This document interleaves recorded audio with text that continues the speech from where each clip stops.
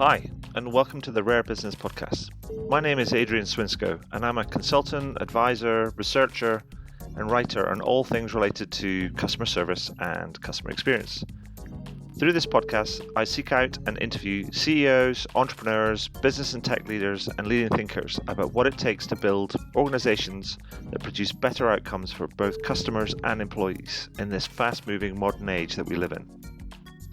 If this is your first time listening to one of these interviews, then welcome, and please do dive into the archives at adrianswinsco.com, as I've now completed over 250 of these interviews in the last few years. If this is not your first time listening, then thank you for returning, and I'll aim to do a good enough job to keep you coming back week after week. Anyway, that's enough from me right now. Let's get into the interview.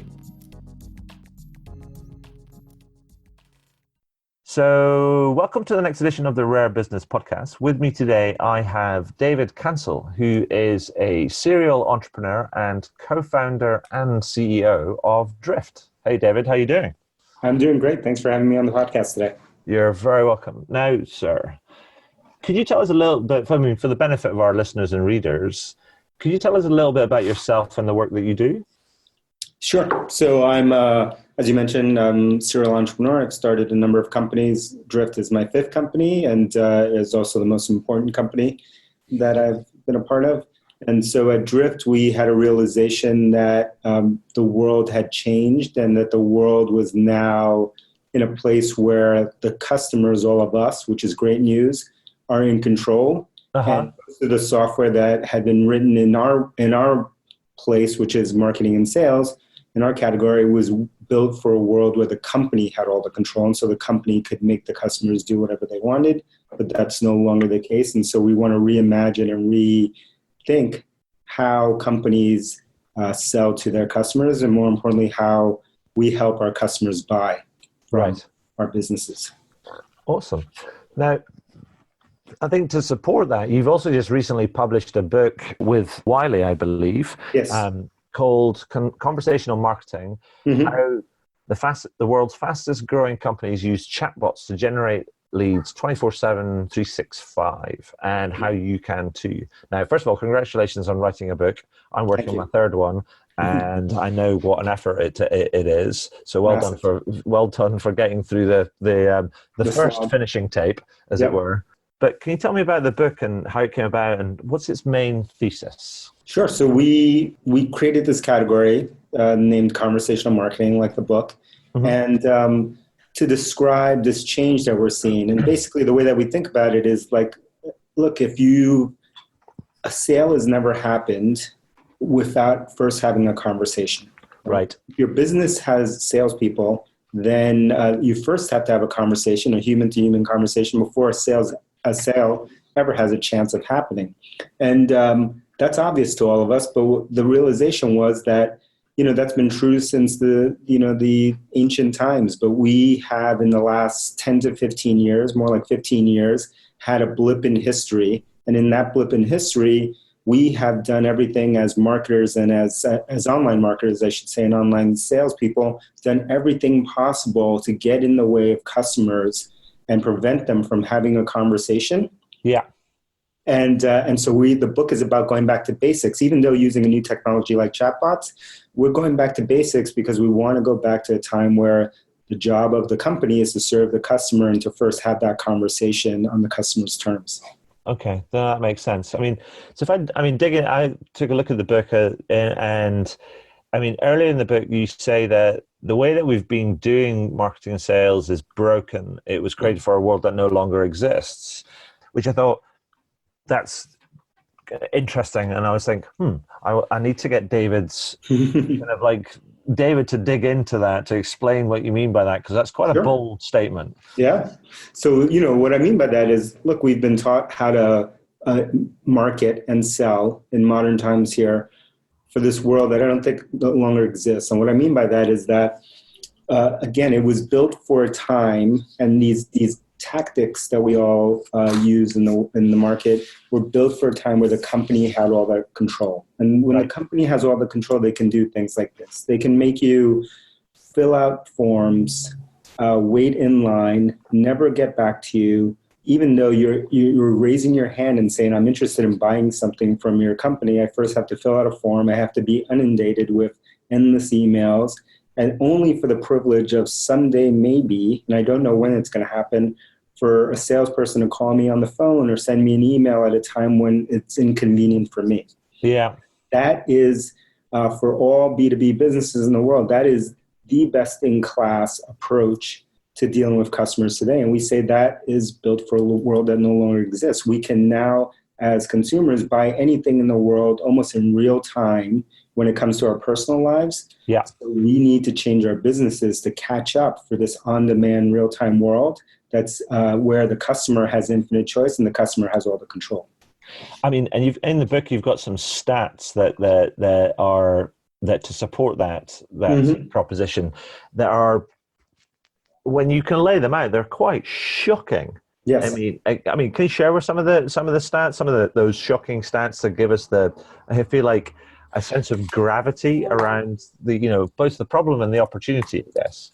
Yeah, it started by we did something called this response survey. So we went to 433, I believe, businesses, which, many of them would be recognizable. They're the biggest businesses in the world. Right. And we went and we said, okay, I'm going to try to buy something from these businesses. And we went and we filled out their forms and we waited and we waited. And what we did was we measured how long it would take for these businesses on average to get back to us. And right. These are global names that everyone would recognize. What we found was, out of the 433, 55% of them took 5+ days to respond to us, or they didn't respond at all. More of them didn't even respond. Right? And this is us raising our hand saying, we are ready to buy. We would like to talk to someone. Can I give you my money? Yes, can I give you my money? Exactly. Only 32 out of the 433 responded, so that's 7%, responded within 5 minutes, and almost 100% of those responses were canned automated emails. I could still not get to a human being. Right. And so we started to look at that, and then we looked at other data, and we found that there's a 10 times decrease in odds of making contact with me, the buyer, after the first 5 minutes, because I've lost interest already. I've moved on to something else. And then we also found that if a business responds in 10 minutes versus 5 minutes, there's a 400 decrease in the odds of you selling something to that person, right? This is staggering, but it is obvious, right? We can buy everything in real time. Can you imagine walking into a store and you saying that you want to buy something and they ignoring you, right? That's laughable. But that's exactly what we're doing online. That's what we're doing to all of our prospective customers who are coming to our websites, raising their hands and saying, I want to buy something, or I want to talk to someone right now. And is that because, do you think that's because sales and marketing activity within organizations, it's just not joined up enough, and we're still kind of, even though people talk about siloed behavior and differing incentives and all that type of stuff, do you think that's many large organizations are still wrestling with the fact that their activities are just not connected? They're not kind of in sync with each other, or is there something bigger going on? I think that has something to do with it, but I think the bigger thing that's going on for sure is that we are coming from this world that, again, no longer exists. We're coming from a world where most of our businesses didn't have infinite competition, right?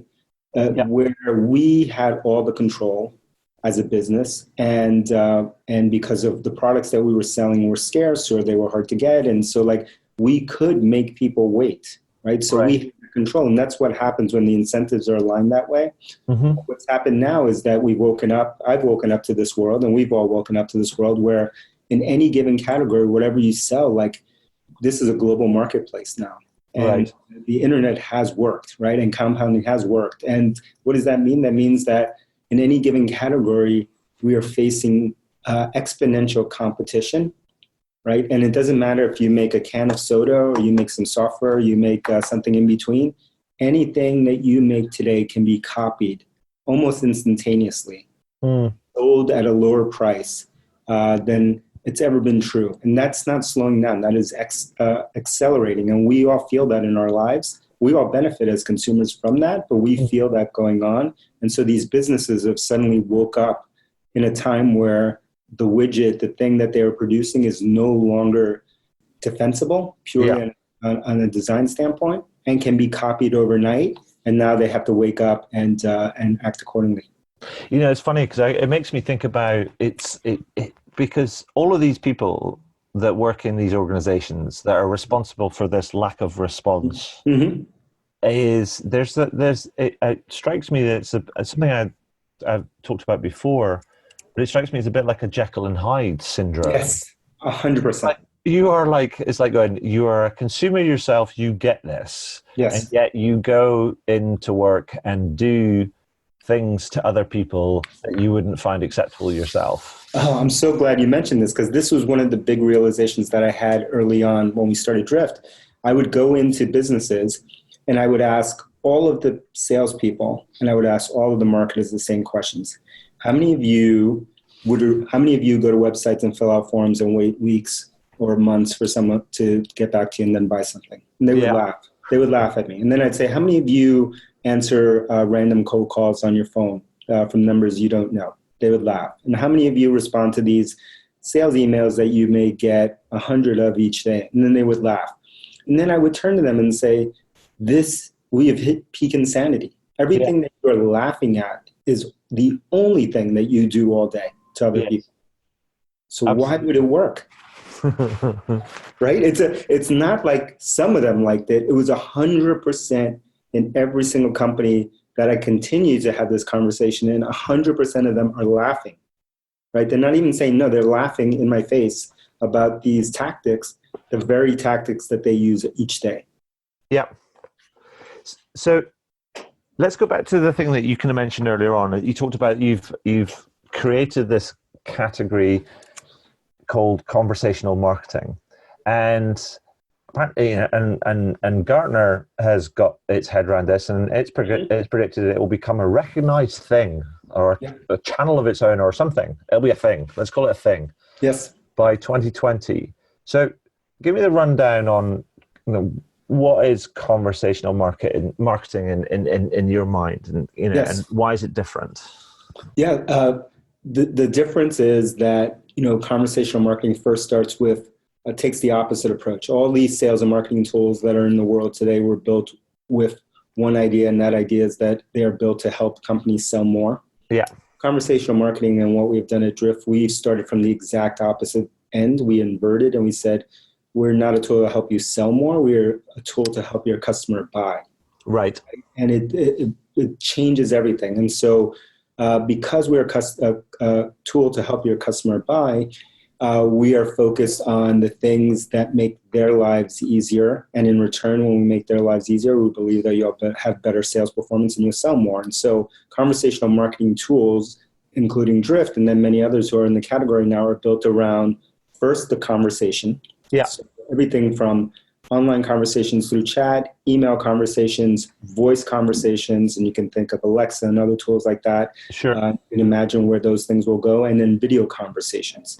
Mm-hmm. And so it starts with the conversation as being the main object, the main part of the system, and then it makes decisions, and we build software that makes decisions based on what's happening in the conversation to help the person, the customer, and then also help the company have a better conversation with their customer.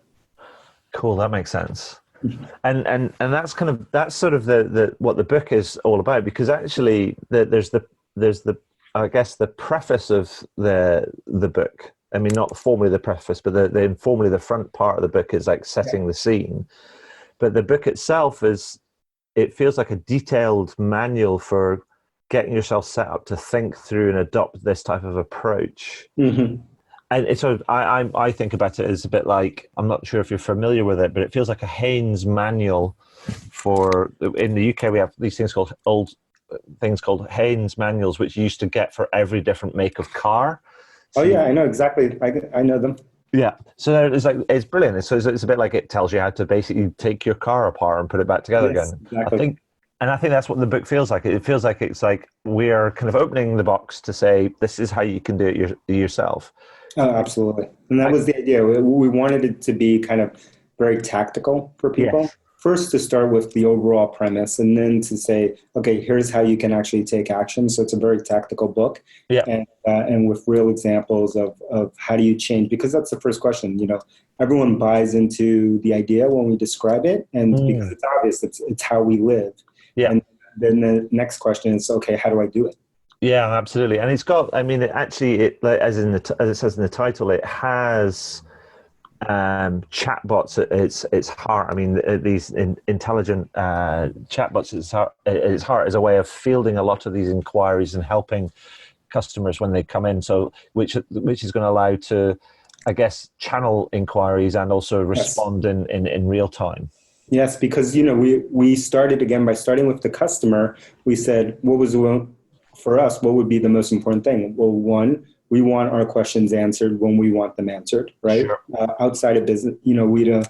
Doesn't matter if it's 9 to 5 or business hours or holidays. It's just like I have a question, and so okay, how are we going to do that? And that's when we created the idea of using bots for this. Yeah. And the customer, it's not. One thing we did was we made sure that it was always a bot, and we made that transparent to the customer so they didn't try to fool them. We didn't try to say it was Alice or John or someone else, right? We said, this is a bot. This is here to help you. Like, we're going to try to answer your question. And for the customer, once we were honest and transparent, they didn't care if it was a bot or not. All they cared about was like, will it get an answer to my question as quickly as possible?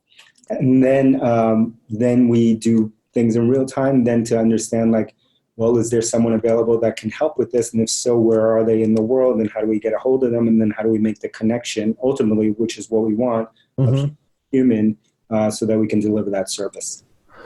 And the thing that occurred to me that also when I was reading the book, and it made me kind of think, is the idea is like, so who is this approach kind of for? Because I know we mentioned kind of B2B. Yep. And there's, and it feels like it might also be very applicable to SaaS-based B2B companies, but is it just applicable to them, or is it applicable to the broad brush of B2B companies? Yeah, it's actually, in the beginning we thought it would be more of, the SaaS kind of companies, but what we found out was that it's right for any business that has a long-lasting relationship with a customer. In other words, a reoccurring relationship with the customer. And so we have B2C companies, we have B2B companies, and the commonality is that they're all typically subscription businesses, which is the way the world is going. Everything is becoming a subscription, including cars, including everything. Yeah. And so for those companies, their incentive is to provide a remarkable experience because they want a long-lasting relationship, and because of the commoditization in the world, a customer can move instantaneously to another service. Sure. Right. So service is an experience is a big deal when you're moving from, I can just sell you something one time and I don't care what the experience is like, to, no, I need to sell you almost again every single month. Yeah. In the way that I deliver service, or else you're going to go somewhere else. Absolutely. So we've been sort of talking about kind of conversational kind of marketing. I mean, I wonder if you could give me a couple of examples of companies that you've kind of worked with and they've kind of implemented your approach. And so the steps that the problems that they face and the steps that they've gone through, how they've set things up, and the sort of benefits they've seen, just to sort of bring the whole thing to life, as it were, because then that sort of people go, okay, that could be like us, or that's a bit like us, or we could learn something from that, because then that allows, I guess, people to put a pin or a stake in and go, that might be for me, or that's not for me, if you know what I mean. Yeah, no, it makes sense. So we work with companies of all sizes, from very small to very large. So we worked with very large, speaking of subscriptions, we work with very large companies like Zora. Zora is a public company who powers most of the big subscription services, including my last company I was a part of, HubSpot. We use Zora there to power 100% of our payments. So we work with Zora, who, again, they sell to very large businesses. They sell a recurring relationship, so they sell technology. Yeah. And For them, what they needed, what Drift helped them with was before Drift, their website was basically a catalog. You would come to their website, Right. look at a bunch of things. You know, it was like an old school catalog you used to get in the mail. And then if you wanted to buy anything or if you wanted to get in contact with anyone, it would be like, you know, when you would get those old school catalogs and you would like tear out a piece of paper, you would write your name, phone number, and details on there. And then you mail it to them. In their case, you would submit a form, which is right. And then you would have no idea what was going to happen after. But on the inside of the company, inside Zuora, they had a large sales team who wanted to find new businesses to empower with Zuora. And that process would take a long time. And so once they added Drift to the website, it became almost like a fast lane. Instead of taking the old toll, you go through the fast lane, and they basically could land on the website, speak to, using Drift, one of our bots or one of the people in the company 24/7, get an answer to their question, and often become, a qualified opportunity or even a customer almost in that same visit. Whereas before that may have taken weeks, if not months, right? So that's someone like Zuora. And then we work with, we have a self-serve version that we work with small businesses of all sizes. We work with people who have gym studios. Right. So, or, for them, they may have trainers that, are basically work by appointments. So again, for this, they would have to get on the phone. They would have to drop an email. They would have to figure out a way to get to one of the trainers. And with Drift, a company like a business like that, we hook up into the calendars of all the trainers. And so you can come to the website, have a conversation, and then pick at your convenience a time that works for you with that specific trainer, and then know that that's going to be handled and that you have, a training session set up. That's awesome. I mean, because it's also in terms of the integration, because it allows you to move from being question, you go, oh, that's interesting. Can I learn more about that? Would you like to talk to somebody? Yes. Yep. Fine. Let's set up a meeting with a sales rep or whatever, and then it goes straight into your diary sort of thing. Exactly. And you can, because it's a conversation, you can say, hey, I'd like to set up a time for training, let's say in that example. And by the way, I'm going to, I'd like to work on, an injury that I have on my right leg here and was from running. And you can provide all of that color and context along with scheduling the appointment, right? So it saves you as a customer from having to play phone tag, having to go back and forth, and basically, be able to do these things on demand in your schedule. No, that's great. It just it seems like it just collapses everything kind of down, which is great. But the other thing that that occurred to me as well, when if you get this thing kind of set up, because I explore areas and themes around sort of service, experience, engagement, and I know that kind of sales and marketing, and what we experience on the front end of a relationship is, particularly in sales and marketing activities, very responsible for first impressions, which is one of the things that you handle in the beginning of the book. I mean, have you seen also any signs of the knock-on benefits of taking this type of approach? I.e., does it result in increased loyalty, longer and higher value relationships, that type of thing?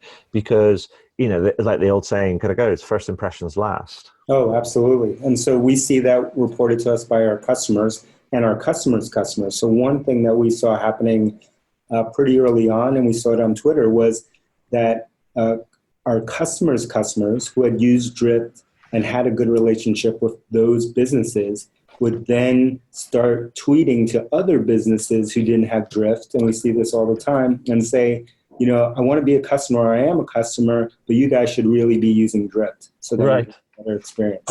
So they're actually advocating for the use of it because the experience that they had with one of the businesses using Drift was so memorable. That's awesome. I mean, it's because it just makes, it's like, I think again, it's one of those things around breaking old habits. I mean, I know that, people still talk about, loyalty programs, and there's a lot of money invested in developing loyalty programs. But I think that there is research I included in my last book, How to Wow, that showed that I think up to about 89% of all loyalty is driven by a customer's experience around the point of purchase. Oh, yeah. And also what happens when something goes wrong. And I think it splits more like almost like 55-45 in terms of the weighting across those two beats. So like it's the first impression bit is important, but also what goes wrong when something goes wrong is just slightly behind it. And so getting things right on the front end, making things easier, setting that, if you like, that impression, almost that brand kind of perception that is, you're easy to do, you are in sync with me, you're easy to do business with, why would I move type of thing. Absolutely. And what you mentioned is so key, because I believe that now in today's world and into the future, the only thing that a business has is the experience. Yeah. Everything else is gone, right? So like there's no technology moat, because that can be copied overnight. Sure. There's no, there rarely are markets that are, not monopolies, right? And so that you can enter in these markets. And so if you don't have a technological moat, you don't have, a market moat, the only thing you have left is an experience. And what's great, that makes it hard, but what is great about it is that customers are willing to pay a huge price premium for amazing experiences. Yeah. Yeah, it is. It's like, but the game is set. However, I do think that it's what I find fascinating is that, and it's something that I encounter quite frequently, is that you can ask people about what their business strategy is, but when they tell you, you say, okay, that's great. Now, what is your experience strategy, and how does it complement your business strategy? Yep. Most of the time, I get blank faces. Oh yeah, but these are businesses that in the long term will not be here, right? And so, if you're going to just provide a commoditized product, like you're not going to out Amazon or out Alibaba those companies, right? Those are the companies that can deliver the lowest cost product. Yeah. Conveniently. You're not going to do a better job than them, and so you are going to be commoditized away over time. And the only companies that are going to continue to exist are the ones that provide this amazing experience for the customer set that they serve. Perfect. So, David, if I think about wrapping all of this up and thinking about my listeners or the people reading the highlights, and if they have a voice in their head that said, oh, I like the sound of that, but it's like sometimes the best thing I find to ask is like, well, where should they start? Because almost the first step is always the hardest. Yeah, for sure. Like, where would you encourage them to start? I mean, what should they be doing first when they think about taking on this idea of conversational marketing? Apart from buying your book, obviously. Yeah, buying the book, and you can there are many conversational marketing products, including ours, which are free, and so you can start there once you want to dive in. But I'd say first, it's like basically what conversational marketing is advocating is you start with the golden rule, right? You start with examining your business and saying, how do I make sure that I treat my customers how I would want to be treated? Right? Yeah. And so you can start with a very simple audit of your own business and pretend to be a customer and look at all of the things that you have to go through and hurdles you have to jump, and look at that with a pair of fresh eyes. And I think most of us out there would be shocked to see the experience that we're inflicting on our customers. Yeah, indeed. I like that, inflicting on our customers. So, David, is there anything else that you'd like to add that we've missed out before we wrap up? No, this has been a fun conversation. Then I encourage everyone just to look out there. There's plenty of free materials, and just start to think about what is the future of your business. Do you think that the future of business is in 5 years from now is going to be about filling out forms and waiting 3 weeks for someone to get back to you? Probably not. So let's rethink our businesses for this modern world. Fantastic. So I will say on your behalf, do check out drift.com, check out David's book, Conversational Marketing, but also kind of join me by saying thank you to David for his time and for also sharing his expertise with us today. That's been great. So thanks very much. Awesome. Thank you so much for having me. Well, that's it for another interview. I really hope you enjoyed it. Now, every time I complete one of these interviews, I learn something new, and I try and incorporate that new learning into my writing, my speaking, my workshops, and the consulting that I do for my clients. If you're interested, you can find out more about how I work with clients over at adrianswinsco.com. But one final thing before I go, please consider heading over to iTunes or whichever podcast platform you choose to use, and do leave a review. Every little helps, as they say. Anyway, that's all for now. Thank you for listening, and do listen in again. All the very best.